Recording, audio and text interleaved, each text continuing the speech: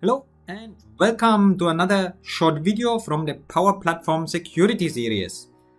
Today I want to talk about authentication and costing in Copilot Studio. And the background for this short video is an article that was published in the beginning of January saying something about, hey, how much messages are consumed depending on what you're doing. So if you have classic answers, generative answers, and so on. And in my example that I want to show you, I have data that are located in a SharePoint list. That's important. It's not a document library, it's a list. Yeah? And for that purpose, I used a Copilot.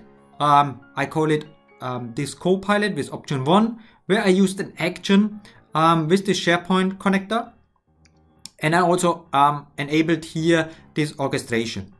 So what is the meaning? If this setup is used, I need 2 messages from this orchestration because I use generative answers.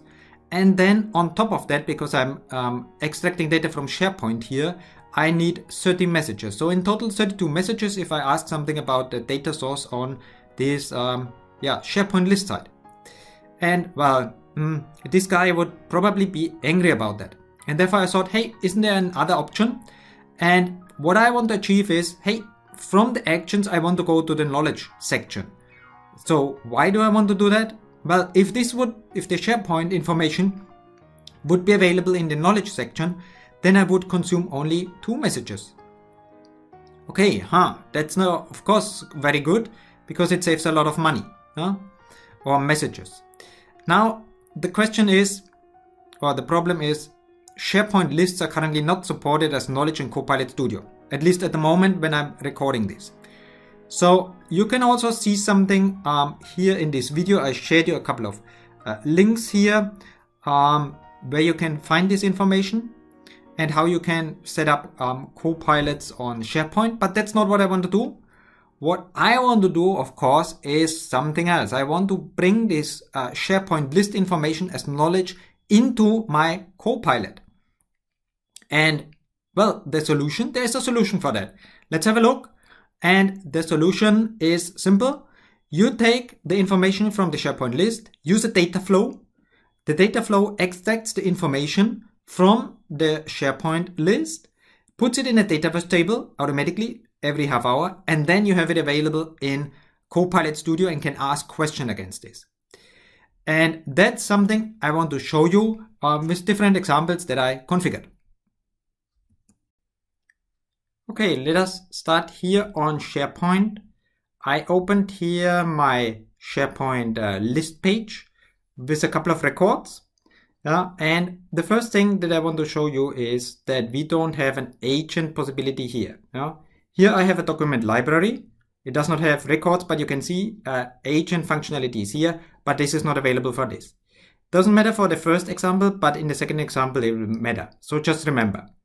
Now, first thing, I created here my first Copilot. I call it option 1. You see it has this orchestration, put it on. And here in the actions, I have here my SharePoint, get items, because I just wanted to list these different items and ask some questions against it. So now you see I have here the Copilot authentication. So meaning the SharePoint basically can be accessed by anyone who will be used or who will have access to this Copilot agent. I do not use user-specific authentication, which would be, of course, the better option. And the other thing that I did, and this is really crazy, but I wanted to show you the possible risks that you have, is I said no authentication. And with this configuration, everybody in the world who has access to this Copilot or to this URL can basically ask question against it. Of course, I will switch it off, but in theory, everybody can do that. I already logged in with my user here, or open this test site, and you see if I ask this question, list me the items with the prices and so on, or the most expensive ones, then I get an answer. But let's try and open in private window. And if I'm not wrong, I should have this in my cache. So let's open this one here. And this should give us access to this first Copilot option. You see here it's option 1. And based on that, I can come here and say, hey, give me some information from the SharePoint. And remember, I use the author identification, and everybody in the world can do this because I said you do not have to log in here. And that's why everybody can currently ask a query or ask some question against this first one. Of course, you should do it differently, but I just wanted to show you that it works. Second option is this one here, because the first option, the first Copilot Studio, used this action which is expensive. So I wanted to move it here. I wanted to use this knowledge. And what I tried, and I really tried hard, is I put here this website. I make it an official source. I set up logins. I set authentication, whatever. But I never got an answer. Why? Because it's currently not supported. Currently means at the time of recording of this video. Later this year, it might become available, but I don't have any insights yet. So stay tuned. Maybe it will become available later this year. And because of that, I created a third agent, Copilot Studio agent. There is no action here. There's a knowledge, and this knowledge uses the gifts, but it's a Dataverse table, and that's what you see.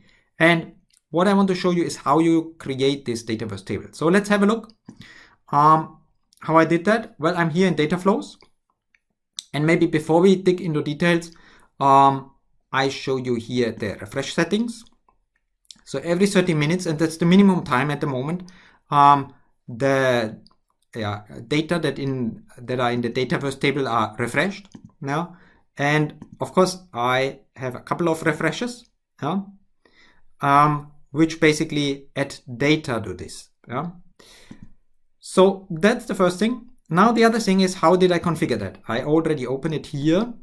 Let me do it here. So you need a couple of things. First is this gift table. This is the gifts that we have on the SharePoint list. Then I also need the user information. Why? Because inside it just says, hey, here is a recipient and it has a number. But I want to have the name. And this is stated here in this information list. User information list. So I have to merge them together to get this output. And then once you have that, then you can configure, hey, what do you want to load and into which table? And I said, okay, I want to set this into this merge table. And now if you're doing nothing else, every 30 minutes you will get, in my case, 4 or 5 additional records in this table. And to avoid that, you have to make sure that this parameter is basically enabled. Otherwise, it will just add and add and add to the Dataverse table and give you nonsense data. But I did that. So you can see here the numbers. If we refresh that, because it's now, this was refreshed 1 p.m. Now we have already 2 o'clock. It should show you different numbers, because the data is refreshed, but still it should hold these 4 records. Of course, if I have more records on SharePoint, it will show 5 or 6, whatever I have there.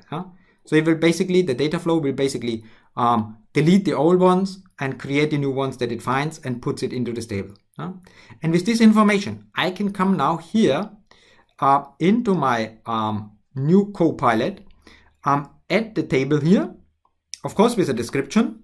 And now you see I need to log in. Why? Because for this kind of configuration, you need a security setting that basically makes use of this manual authentication. If you want to put it on an external website, if you just want to put it on Teams, this one is sufficient.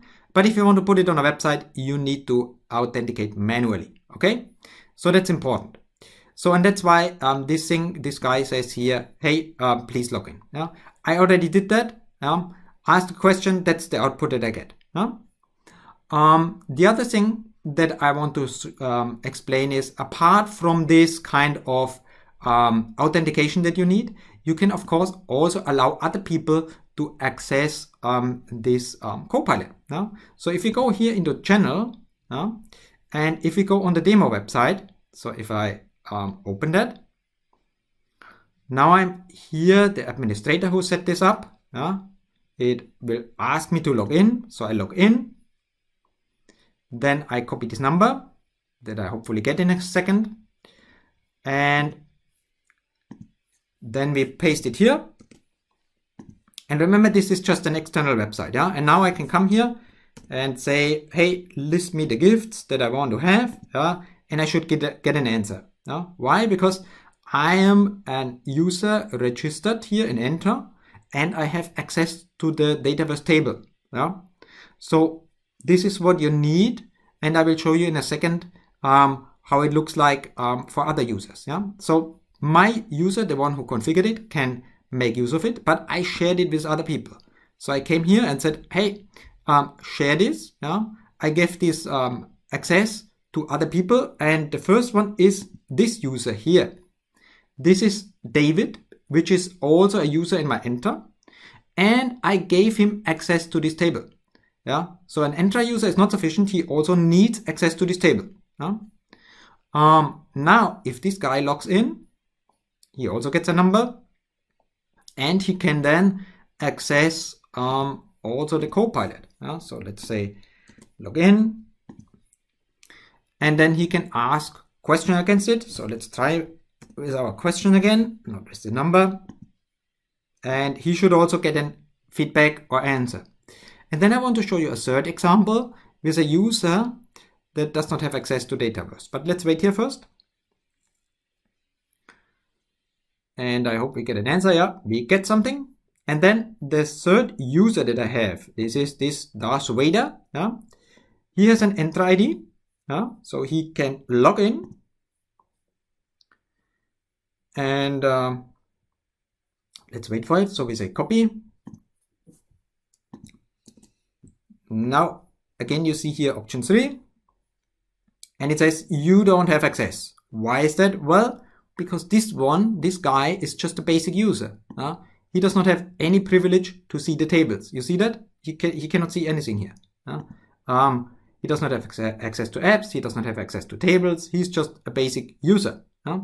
And that's the key with the last option that I showed you, that it is not sufficient to have access to the Copilot, to this website. But you also need Enter ID, plus you need to make sure that the people have access to this Dataverse table, which puts an additional kind of security on top of what you have. Okay, that's it, what I wanted to share with you. Let's go back to the PowerPoint for a short summary. Okay, so here's a short summary. What did we see? Well, we compared basically two Copilot Studio agents. The first one that made use of this SharePoint action consumed 32 messages. It uses either the user or the Copilot or the authentication for this connection. And for the Copilot itself, you can set up that this person has to log in with their Microsoft account, or what I wanted to do as an extreme with no authentication, which basically allows everybody in the world to access your Copilot and the data that you have on SharePoint. Of course, you can avoid that if you set up user settings and require people to log in, but I just wanted to highlight this risk. On the other hand side, here we had this Copilot that was using the data flow workaround to fill a Dataverse table that we used as knowledge source. It consumes only 2 messages, but of course you might have additional Dataverse storage costs. You must use this authentication, otherwise it does not work. And this requires that you have an Enter ID, so you need to log in, and also you need access to this Dataverse table, otherwise it does not work. Yeah? The other disadvantage is the time delay between newly created records and when you see them is 30 minutes. That's the minimum time you can configure. Yeah? And of course, this is something you don't have with this action if you need. So if you need really close to real-time data, use this kind of configuration. Otherwise, if you say, hey, 30 minutes is okay for me, you can use this data flow workaround. Okay, that's it, what I wanted to share with you. As usual, thanks for watching and listening, and then till next time.